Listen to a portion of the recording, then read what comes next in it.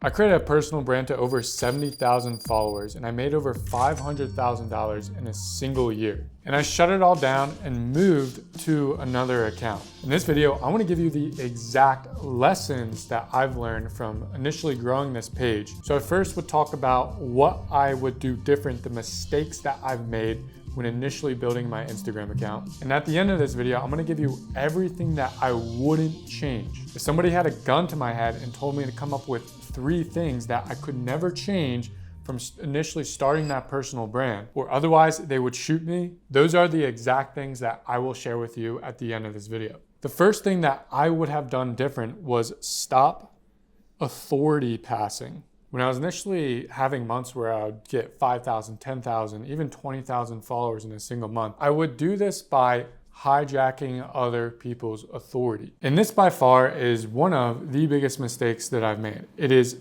great for views.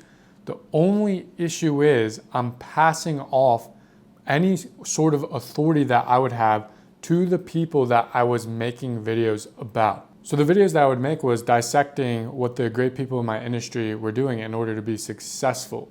Like I said, this would give me a lot of views, and it would even get to the point where people would tell me how much they loved my videos, how great they were, how informational that they were.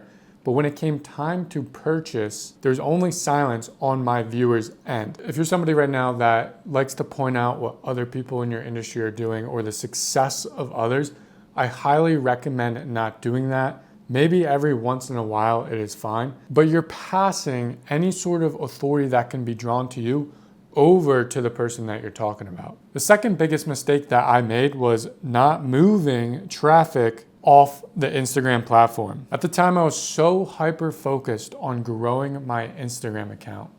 And in hindsight, the way Instagram works now is you can get fast growth from it, but just as quickly as you can get new viewers and new followers, they will leave just as fast. What I should have been doing instead was pushing a large portion of my audience over into YouTube. YouTube is one of the places where you can solidify your brand. Whereas Instagram, the way the algorithms work, followers don't even necessarily matter that much anymore. So the way I view Instagram now is in 2 different ways. The first one is I'm there to just build my personality. If anybody is coming over from YouTube and following me on Instagram, they can see what I'm actually like in real life. And the second is really just like what I said. The whole purpose of my Instagram now is to really move my audience over to my YouTube platform. So the third thing that I would do differently is focusing more on middle of funnel and bottom of funnel content. When I initially grew my account, I was obsessed with getting views. I mean, literally obsessed. That's all I would focus on. And that pulled away my attention to doing really any sort of middle of funnel and bottom of funnel content. Yes, I was growing my account and I was actually getting people to buy my services off of it. But I know for a fact, if I would have focused on creating different types of pieces that didn't just bring in new leads and bring in new eyeballs on me, I would have attracted way more buyers, or at least converted more of my existing audience into my high ticket offer at the time. So what I wasn't utilizing was things like story sequences. Those are really important for people who follow you. You can easily build your brand, your personality, and convert people to the next step on that. I also did not talk much about how I could help people.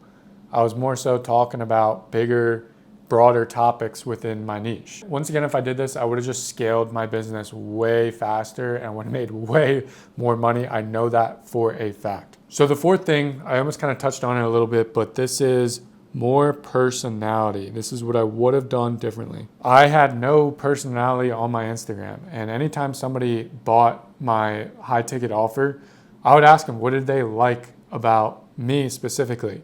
And always come back to the same exact thing. Brett, I like the way that you broke things down. You seem super knowledgeable, and for that, I want to go with you.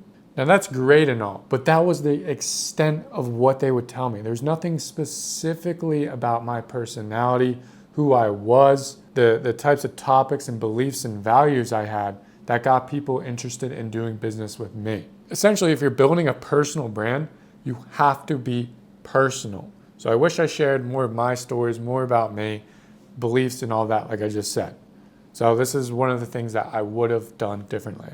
Okay, here's the things that I'm going to keep on doing as I'm building my personal brand now that I'm taking away from my experience of growing that page to 70,000 followers and making over $500,000 in a single year.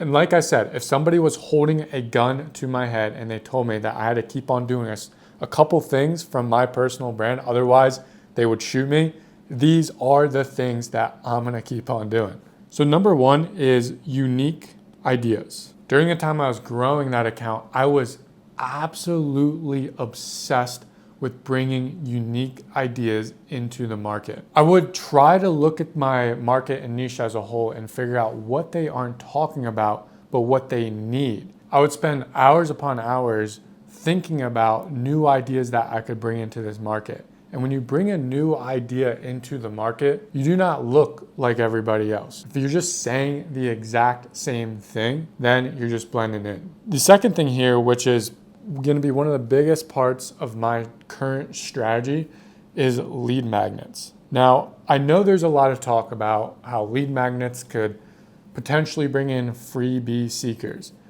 That is certainly not the case. Anybody who is preaching that is creating lead magnets, let's just put it that way. And lead magnets are super, super underrated when it comes to growing your brand. Now you gotta understand the purpose of lead magnets and where they play in the role of actually converting people.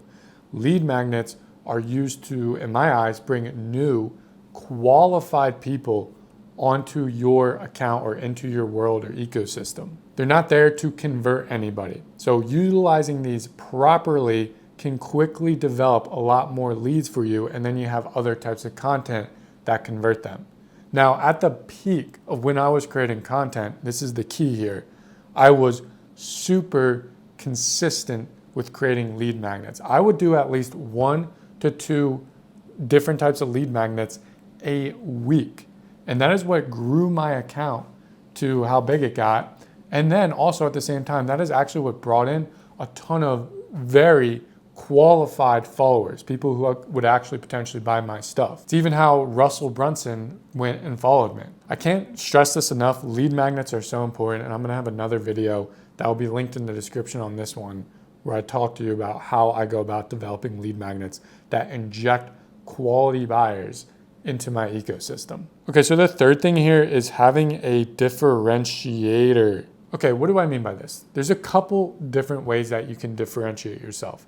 At the time when I was creating videos, how I differentiate myself is actually the visual appeal.